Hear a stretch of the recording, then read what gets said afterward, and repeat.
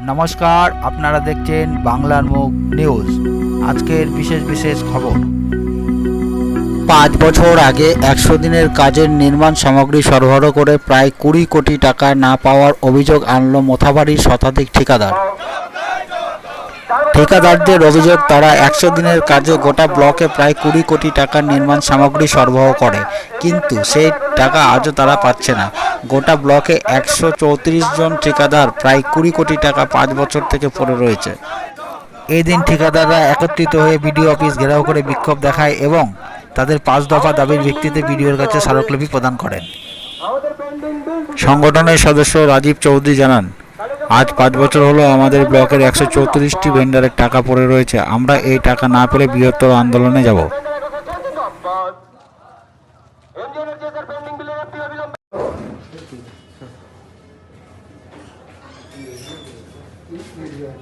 কালেচক 2 নম্বর block MG energy ভান্ডার কাগজে যাচ্ছে জিন্দাবাদ জিন্দাবাদ জিন্দাবাদ। কালেচক 2 নম্বর ব্লক এমজি এনার্জি ভান্ডার কাগজে যাচ্ছে জিন্দাবাদ জিন্দাবাদ। এমজি এনার্জি পেন্ডিং বিলের এফটিও করতে অবিলম্বে করতে হবে এমজি এনার্জি পেন্ডিং বিলের এফটিও অবিলম্বে করতে হবে 4 বছর ধরে আমাদের হকের টাকা আটকে গেল, সরকার তুমি জবাব দাও। 4 বছর ধরে আমাদের হকের টাকা আটকে গেল, সরকার তুমি জবাব দাও। কালেচক 2 নম্বর ব্লক এমজি এনার্জি ভান্ডার কাগজে যাচ্ছে জিন্দাবাদ জিন্দাবাদ। 4 বছর ধরে আমাদের হকের টাকা আটকে গেল, সরকার তুমি জবাব দাও। একজন এনার্জিয়াস ঠিকাদার ছিল, তিনি আত্মহত্যা করেছেন। অনেক টাকা তার দেনা ছিল, কাজ করেছে, মার্কেট থেকে করেছিল, মুদিখানার দোকান ছিল, সেই দোকানটাও বন্ধ হয়ে গেছে। তার ফলে সে আত্মহত্যা করেছে।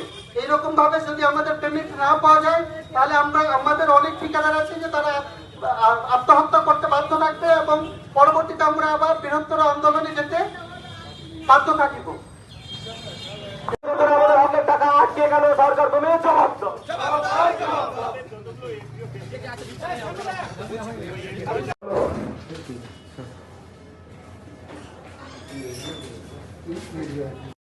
আজকে আমাদের এখানে যারা এজেন্সি রয়েছেন, যারা কন্ট্রাক্টর রয়েছেন, তারা এসেছিলেন। তাদের দীর্ঘ কিছু এনার্জিএসের কাজের মেটেরিয়াল বিল পেন্ডিং আছে তারা বলছিলেন। তো সেটা নিয়ে আমরা তাদেরকে ক্লিয়ার করে দিয়েছি যে আমাদের এর থেকে সেগুলো অ্যাপ্রুভালের জন্য উপযুক্ত কর্তৃপক্ষের কাছে পাঠিয়ে দেওয়া হয়েছে।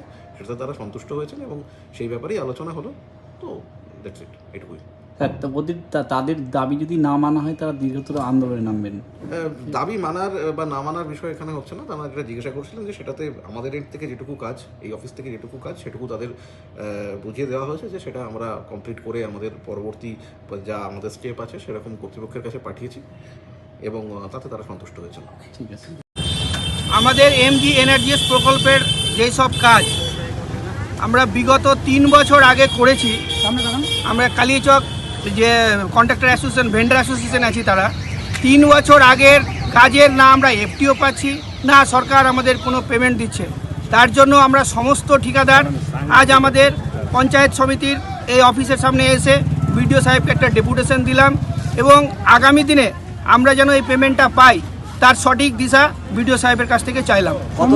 কতগুলি টাকা আমাদের 134 জন ভেন্ডারের টাকা আটকে রয়েছে, তার পরিমাণ প্রায় 20 কোটি টাকা। যদি না দিতে কি করবো? আগামী দিনে আমরা বৃহত্তর আন্দোলনে যাব। দরকার হলে বিডিও অফিসের সামনে বসবো, রাস্তা জ্যাম করব, ডিএম অফিসে যাব এবং দরকার হলে আমরা নবান্নের সামনে গিয়ে ধর্ণা দেব। কত দফা দাবি ছিল? আমাদের 5 দফা দাবি ছিল। এই যে আমরা কাজ করেছি 23 সালে, 19, 20, 21 এই কাজের আমরা না এফটিও হয়েছে আমাদের, না কোনো পেমেন্ট পেয়েছি, না আমাদেরকে সরকার কোনোভাবে কোনো সহযোগিতা করেছে। কি জানিয়েছেন বিডিও? বিডিও বললেন আমি হায়ার অথরিটিকে জানাবো এবং আপনাদেরকে আশ্বাস দিচ্ছি আমি কিছু একটা করব। কি নাম আপনার? রাজীব চৌধুরী, ভেন্ডার অ্যাসোসিয়েশন থেকে সদস্য। বিভিন্ন অনুষ্ঠানের মাধ্যমে আজ পালিত হলো আন্তর্জাতিক পুষ্টি দিবস।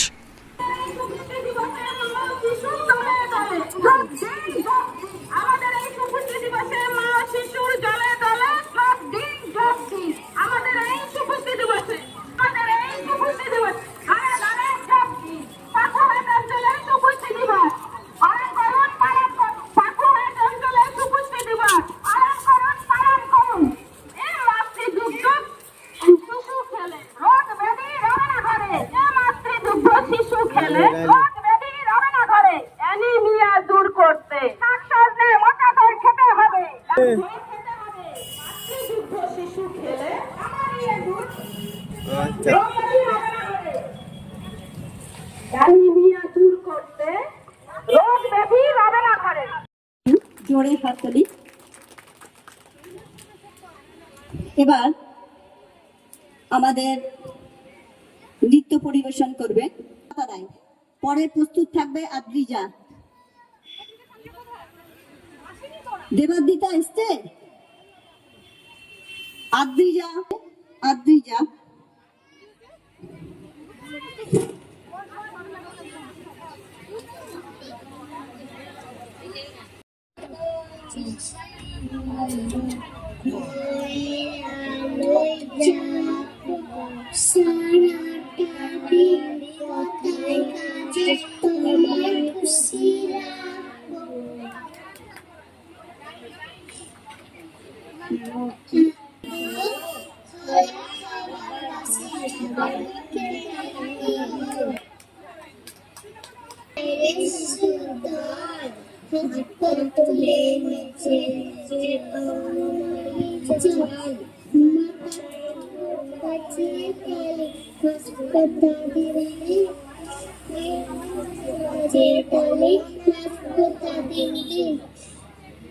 তলে তালে তালে কি খুশি মনে পাকা পাকা ফলগুলো খাচ্ছে ছেলে মেয়ে ওই চিল্লাচ্ছে হই হই গেল রে ধুপ।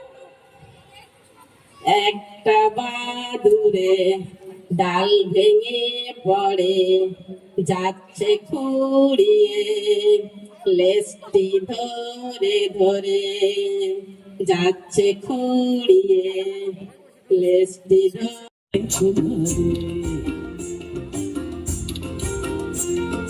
লাল পাহাড়ি দেশে যা রাঙামাটির দেশে যা লাল পাহাড়ি দেশে যা রাঙামাটির দেশে যা পিতাকে তোকে মানাইছে না রে একেবারে মানাইছে না রে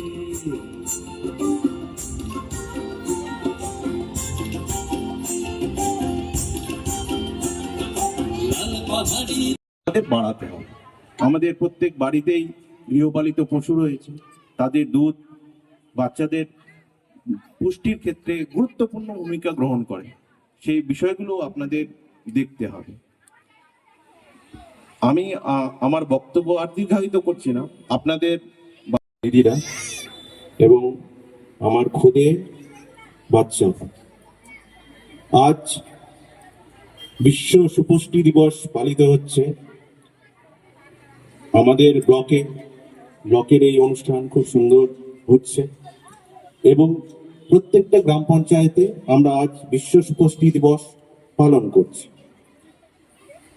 বিশ্ব সুপুষ্টি দিবস পালনের উদ্দেশ্য এই যে পুষ্টির প্রয়োজনীয়তা এবং গুরুত্বপূর্ণ যে বিষয় সেটা সকলের মধ্যে ছড়িয়ে দেওয়া। পুষ্টি আমাদের বৃদ্ধির একটি খুবই গুরুত্বপূর্ণ প্যারামিটার। আমাদের পুষ্টি সম্পর্কিত যে জ্ঞান সেটা আমাদের মধ্যে যথেষ্ট রয়েছে এবং সেটা প্রত্যেক গ্রামবাসী প্রত্যেক নাগরিকদের মধ্যে সেটা সঞ্চারিত করার দায়িত্ব প্রত্যেকের, আমাদের, আপনাদের। পুষ্টির আমাদের যে বৃদ্ধি সেটা মানসিক বৃদ্ধি এবং শারীরিক বৃদ্ধি, এবং এই শারীরিক বৃদ্ধি এবং মানসিক বৃদ্ধিতে আমাদের পুষ্টি সম্পূর্ণ হয়। শারীরিক বৃদ্ধি কথা বলতে গেলে আপনারা অবশ্যই জানবেন যে সেক্ষেত্রে আমাদের ভালো খাদ্য গ্রহণ, আমরা কি খাবো কি খাবো না সেটার উপরে অনেকটাই নির্ভর করে, এবং সেই শারীরিক বৃদ্ধি সম্পূর্ণ এবং সঠিক হলে আমাদের মানসিক বৃদ্ধিতে অনেকাংশে সুবিধা হয়। তাই আপনাদের অনুরোধ, আজকাল আমরা দেখতে পাই প্যাকেটজাত খাদ্য খুবই, যে খাদ্য সেটা খাওয়ার যে প্রবণতাটা বেশি। তো আপনাদের আমি অনুরোধ করব যে আপনারা প্যাকেটজাত খাদ্য পুরোপুরিভাবে না করা যাবে না, কিন্তু যত অনেকাংশে কম তো করতে পারবেন। আপনারা এই যে বার্তা সেটা সবার মধ্যে পৌঁছে দেবে। এবং প্যাকেটজাত যে পানীয় দ্রব্য সেগুলো আমাদের শরীরের অনেকাংশেই ক্ষতিকর। সেই খাদ্য এবং সেই পানীয় খুব কম পরিমাণে বাচ্চারা যাতে ইউজ করে, সেই বাচ্চারা যাতে খায়, সেদিকটা আপনাদের নজর রাখতে হবে।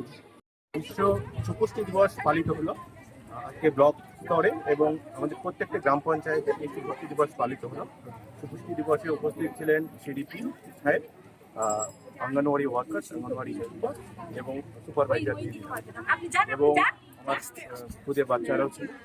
খুব সুন্দর নৃত্য, গান এবং নাটকের মাধ্যমে খুব সুন্দর মেসেজ দেওয়া হলো এবং খুব সুন্দর করে প্রোগ্রাম। স্যার কী কী প্রোগ্রাম রয়েছে আরও প্রোগ্রামের মধ্যে হাত রয়েছে এবং অন্নপ্রাশন, বাচ্চাদের অন্নপ্রাশন রয়েছে এবং বিভিন্ন নাটক, কুইজ এবং সঙ্গীত পরিবেশন এগুলো রয়েছে।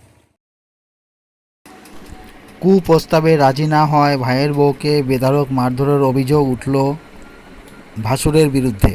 ঘটনাটি ঘটেছে মানিকচক থানার অন্তর্গত সম্পর্ক করতে বলছে, কুপ্রস্তাব বারবার দিচ্ছে। আমি সে কুপ্রস্তাবে রাজি না হয়ে আমাকে মারধর করে আমার ঘরে 8:30টার সময় ঢুকে দরজা ভেঙে আমার গলা চিপে নিচে ফেলে আমার উপরে চেপে আমাকে মারধর করে। তারপরে আমার শাশুড়ি আসে, যা আসে ওরাও মারধর করে আমাকে খুব পুরা শরীরে এমনভাবে মেরেছে, আমার দাগ করে দিয়েছে। আমি মানিকচক হসপিটালে ভর্তি। আমাকে সবসময় কুপ্রস্তাব দেয়, আমার স্বামী বাড়িতে থাকে না, আমাকে এরকম করে কুপ্রস্তাব দেয়। আমাকে বলে কি তোর আমার সঙ্গে থাকতে হবে, আমার সঙ্গে না থাকলে তোর গায়ে আগুন ঢেলে দেবো, তেল দিয়ে ঢেলে পুড়িয়ে দেবো আমি তোকে, এরকম আমাকে কুপ্রস্তাব দেয় বারবার। এরকম করে মারধর করে বা একদম বাড়ি বিছানাতে ফেলে দেয় আমাকে। এই জন্য আমাকে বলি আমার শাশুড়িকে কি আমাকে এরকম করে মারধর করে কিছু বলো না। আমার শাশুড়ি বলছে তুই কাউকে বলবি না, গ্রামের লোককে, বাড়িতে তোর বরকেও জানাবি না তোর সঙ্গে এরকম ঘটনা হচ্ছে। তো তুই আমি এরকম বলতে যাই আমার স্বামীকে, তো আমার বলছে কি বলবি না তুই, না হলে তোকে আমি তেল ঢেলে আগুন লাগিয়ে দেবো, মেরে ফেলে দেবো তোকে। আমি ওর শাস্তি চাই। একটা পুলিশের লোক হয়ে আমাকে এরকম করবে, করবে, আমি ওর শাস্তি চাই। ও কেন আমার সঙ্গে বারবার এরকম করবে? হ্যাঁ, থানায় অভিযোগ করেছি, কোর্টেও দেয়নি আমাকে কিছু, বলে ও পুলিশের লোক আছে, ওর ছাড় আছে, আর আমাদের কি নাই। এই বিষয়ে লিখিতভাবে মানিকচক থানায় অভিযোগ দায়ের করলেও অভিযুক্ত ব্যক্তিকে এখন পর্যন্ত গ্রেপ্তার করেনি মানিকচক থানার পুলিশ। এমনটাই অভিযোগ নির্যাতিতার স্বামীর কাছে।